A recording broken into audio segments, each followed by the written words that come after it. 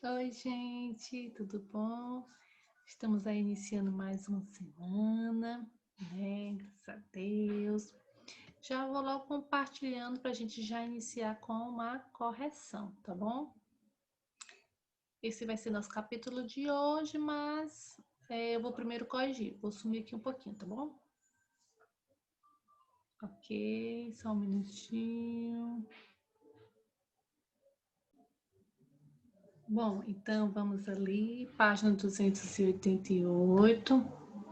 289, irei ampliar um pouquinho, ok? Pronto. Observe as frases a seguir e reflita sobre as possíveis perguntas que você pode elaborar para cada frase representa a resposta correta. Então, letra A. Eu tenho como resposta, em 1949, o partido de Mao Tse-tung tomou o poder, conquistando a cidade de Pequim, retirando o Kuomintang do governo. Aí a pergunta pode ser como ocorreu a Revolução Socialista na China. B. Eliminar a burocratização do Estado, evitar o retorno do capitalismo e investir no desenvolvimento das artes e tecnologia. Além disso, foi proposta a valorização dos ideais proletários. Como pergunta, quais eram as principais propostas da Revolução Cultural na China?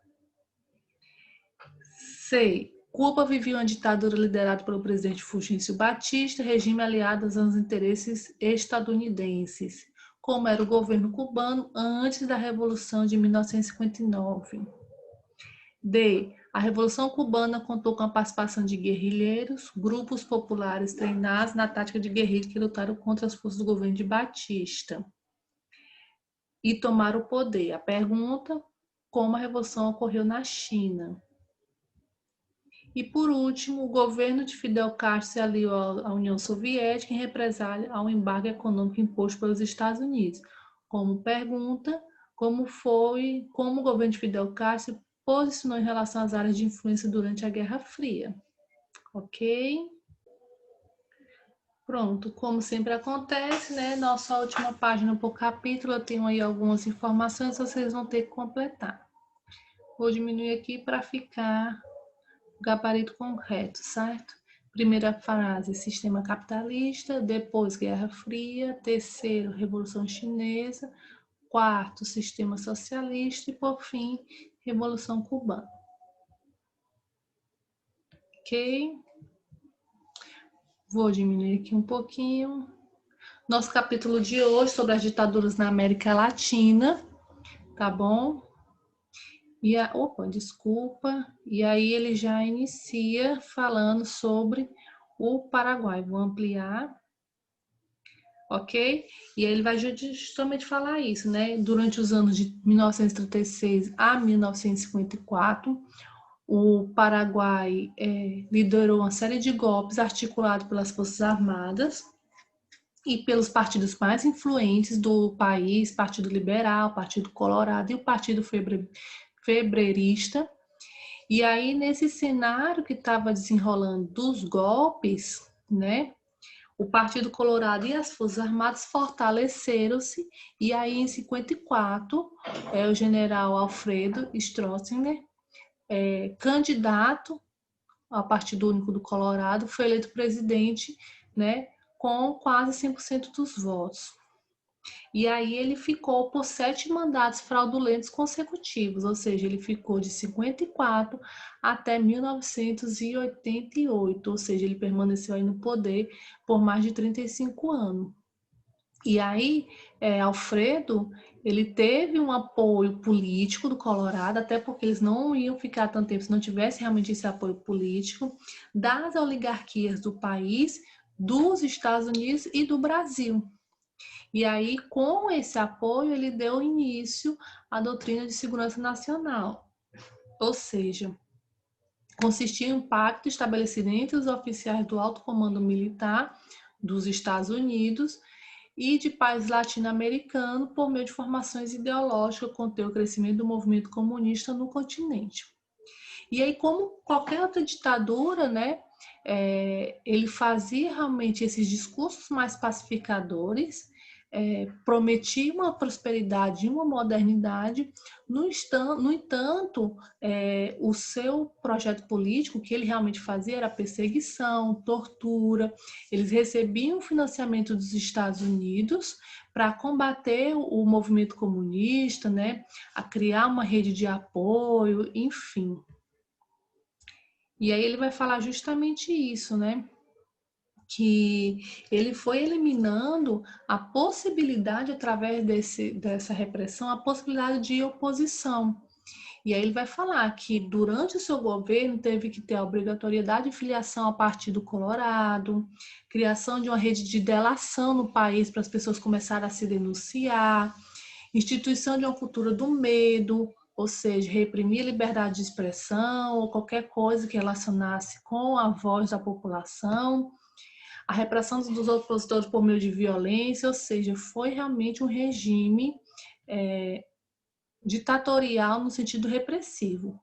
Contudo, com relação ao lado econômico, devido aos investimentos do capital estrangeiro, ele começou a investir na agropecuária, óbvio, que era o seu aliado, e nas indústrias locais. E aí, durante os anos 80, tem um período realmente dessa desaceleração econômica, o que fez com que o presidente, o ditador, ele perdesse força e aí sofresse um golpe, não sofresse golpe, mas sim, fosse retirado do poder em 89, que foi articulado por boa parte pelo partido que apoiava ele, o Partido Colorado. E aí ele conseguiu asilo político aqui no Brasil, na qual faleceu em 2006. E aí, no lugar dele, assumiu o general Andrés Rodrigues, né? Assumiu uma presidência provisória, até que se realizassem novas eleições. E aí, quando o próprio Andrés Rodrigues foi eleito presidente, e ele ficou de 89 a 93, e aí ele promoveu esse processo de abertura política e reforma do Código Eleitoral e da Constituição para voltar o regime democrático no país. Aí ele já vem falando aqui da Argentina. Vou ampliar aqui para vocês olharem.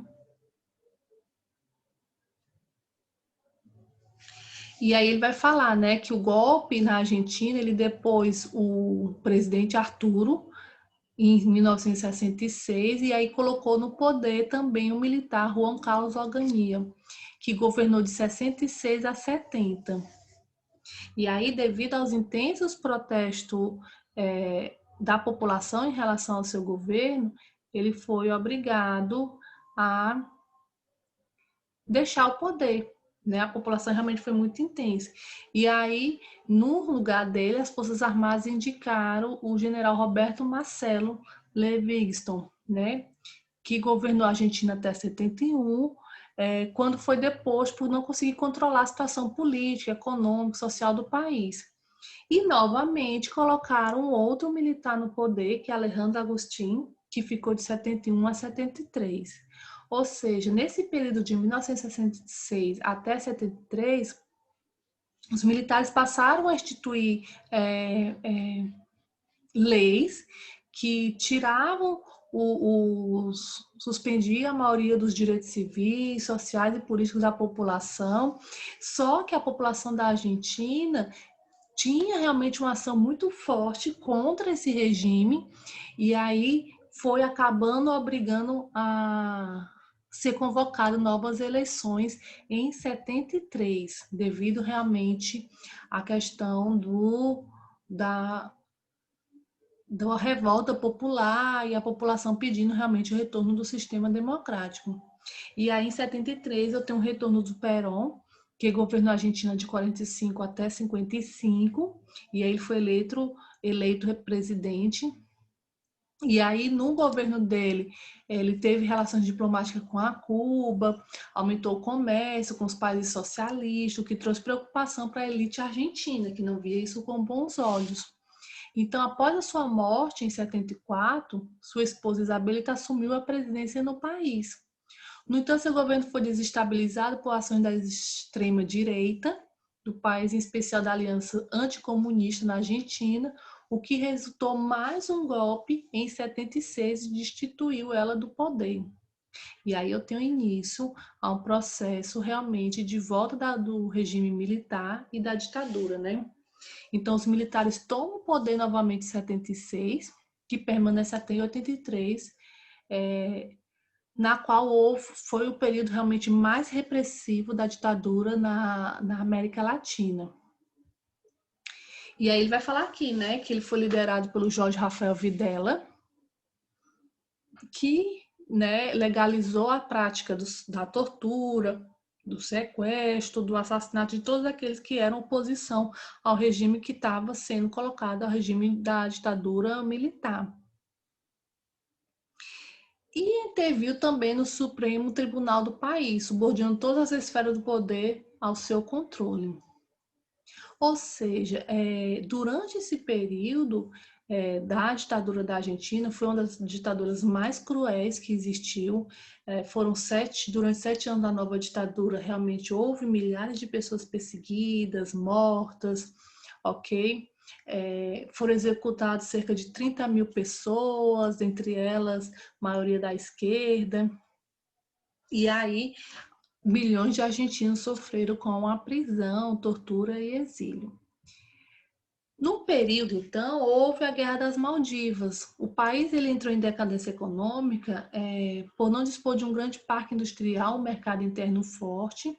A Argentina regrediu devido a isso, né? Devido a esse não avanço tecnológico, o que causou a miséria da população.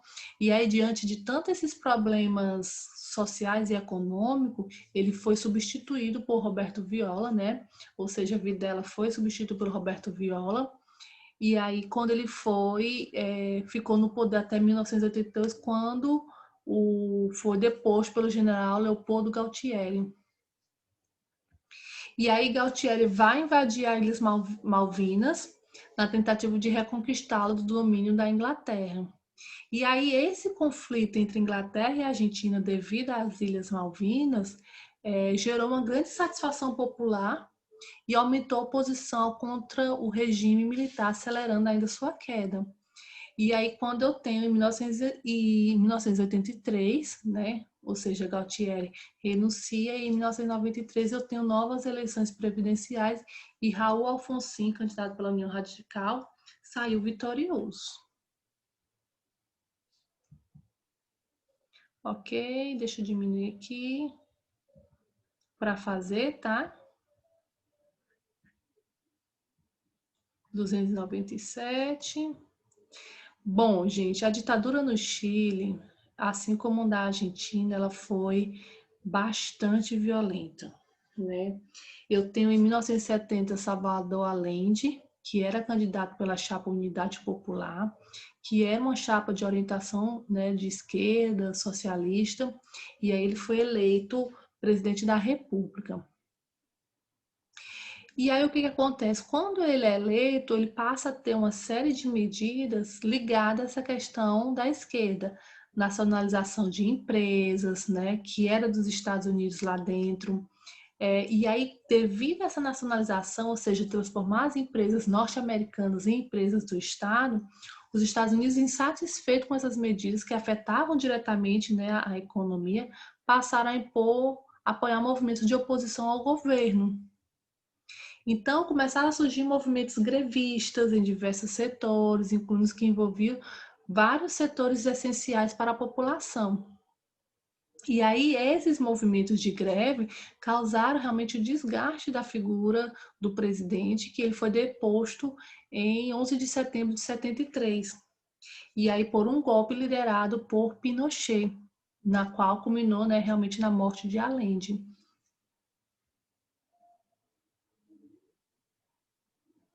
Aí ele vai falar aqui, né, quando foi bombardeado pelos militares rebelados.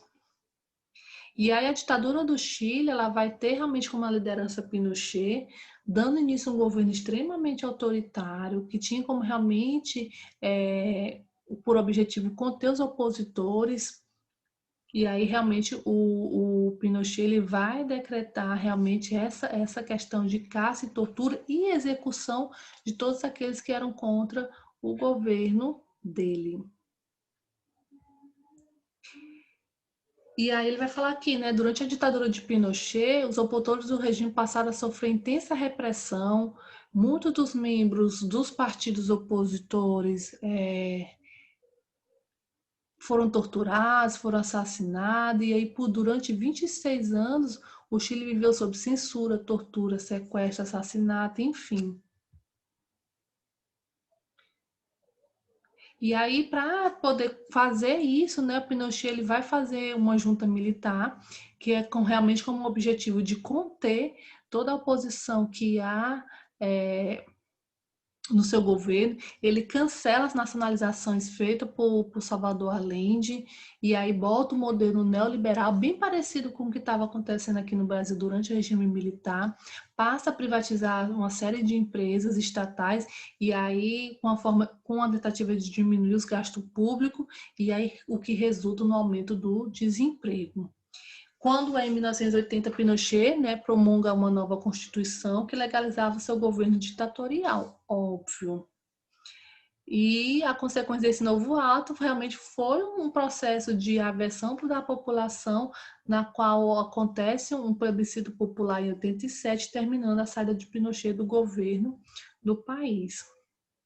E aí, em 1989, Patrícia Alvim foi eleito presidente da República, colocando assim o fim, né, do regime ditatorial no país e na questão do Pinochet e fazendo o processo de punição de todos aqueles que haviam participado desse sistema. Aí ele vai falar sobre a ditadura no Uruguai, ok? Que é justamente o que está dizendo aqui, né? Foi o voto de 1950. O Uruguai passou por uma crise econômica, a gente vem estudando isso, que o Uruguai sempre estava envolvido em conflitos, isso realmente mexeu muito na questão social do Uruguai.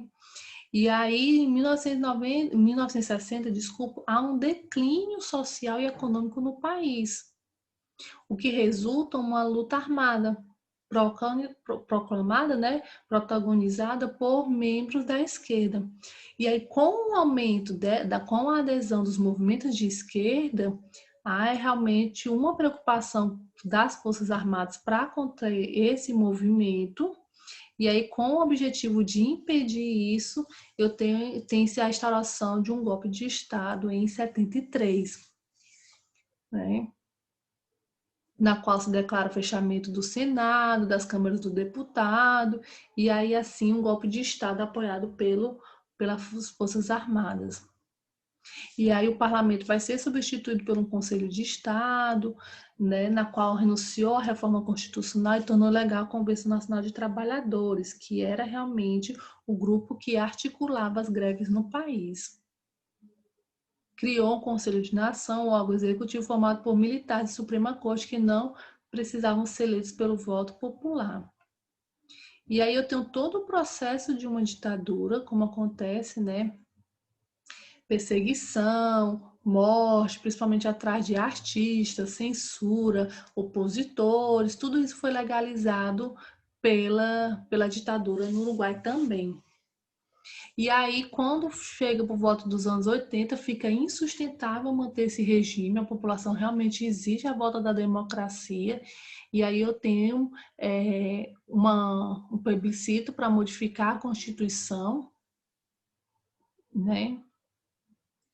E aí eu tenho um processo de abertura política. E ele vai falar, né, que no ano seguinte, Gregório Alvarez assumiu a presidência do Uruguai, mas a rejeição popular ao regime ditatorial aumentou até que nas eleições de 1984, Júlio Marim, do Partido Colorado, ganhou o pleito e retornou ao poder aos civis. Ok? Pronto, a Bolívia também é a mesma questão, né? Eu tenho ali uma relação de aproximação com os Estados Unidos, né? Tem esse processo das ideias sociais também entrando no país, e aí eu tenho justamente processo realmente de que vai fortalecer as Forças Armadas e instaurar um governo ditatorial no país. Ok? 305 atividade, 306 e 307. No mais, a gente se vê na nossa videoconferência. Bye!